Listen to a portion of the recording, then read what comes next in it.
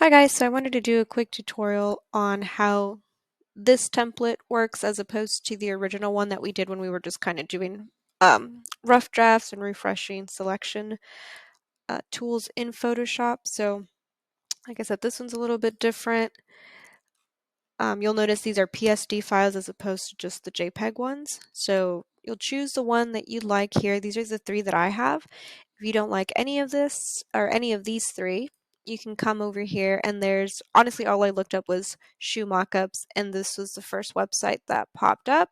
They have a bunch here you can look through and all you have to do once you find the one you like, you click on it and a PSD automatically downloads for you.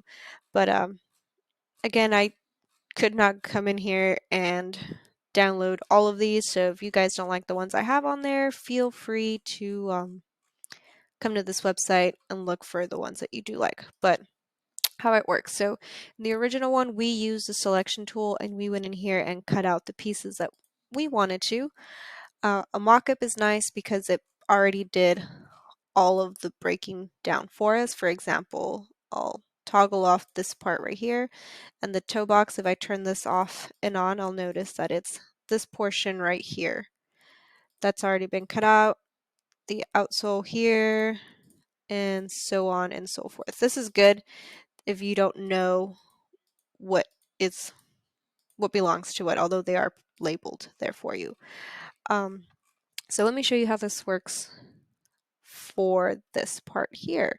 So let's say for this inner area here, I want an image. So come back here.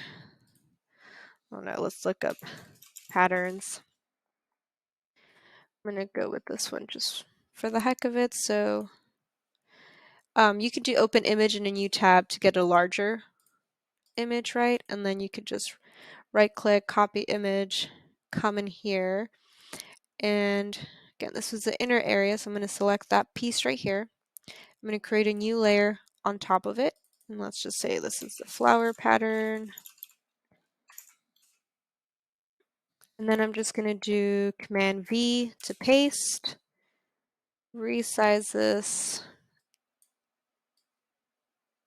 hold Shift down so it doesn't resize as ugly as mine did. But once you have it down, enter, click this here to drop it. And then you're going to do right click on the layer.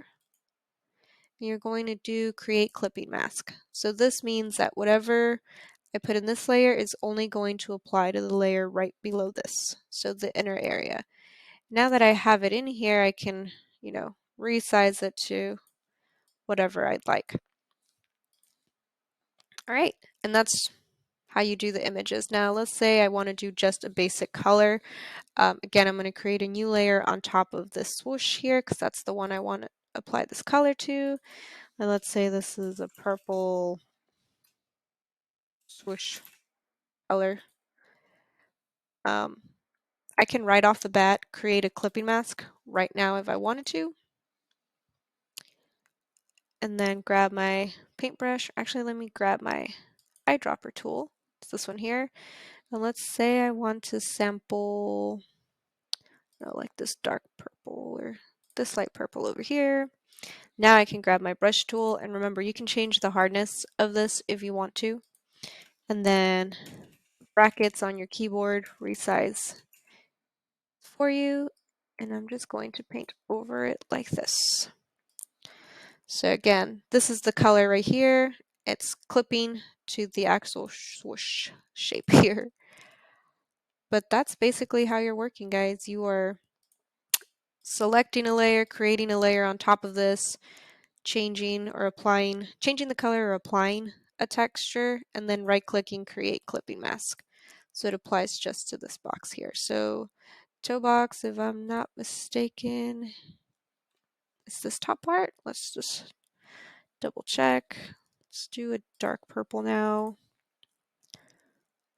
Yeah, cool. And you'll work your way up like this. I personally find it easier if, let's create a new layer up here really quick. And this is just going to be like color palette.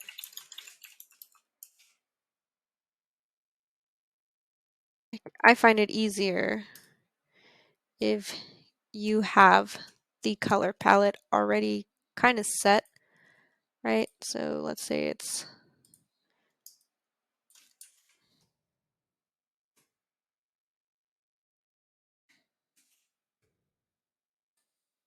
right, so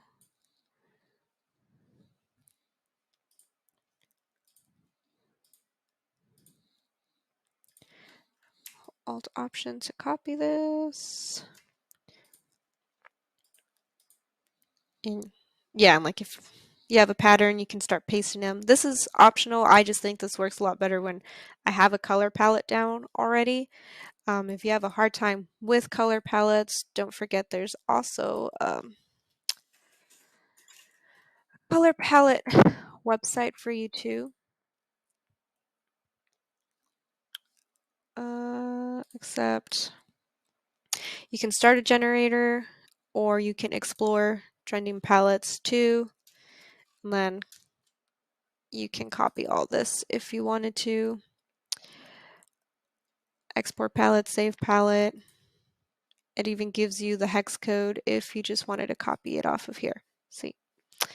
But yeah, so have fun, guys. Let me know if you have any questions about how these mockups work.